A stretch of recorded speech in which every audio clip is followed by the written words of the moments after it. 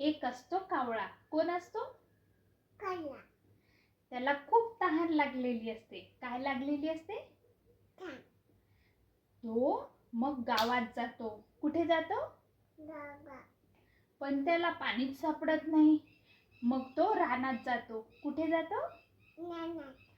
तिथेही त्याला पाणी सापडत नाही. मग तो शेतात जातो. कुठे जातो? शेतात. तिथे त्याला खूप मोठं मडकं दिसतं. मडकं पाहून त्याला खूप आनंद होतो. काय होतो? आनंद. मग तो त्या मडक्याजवळ जातो. आत डोकावून बघतो का काय पाणी एकदम तळात असते. कुठं असते? तळात. मग तो एक युक्ती करतो. आजूबाजूचे दगड घेतो. काय घेतो? दगड. आणि त्या मडक्यात टाकतो. मडक्यात. मडक्यातलं पाणी वर येतं.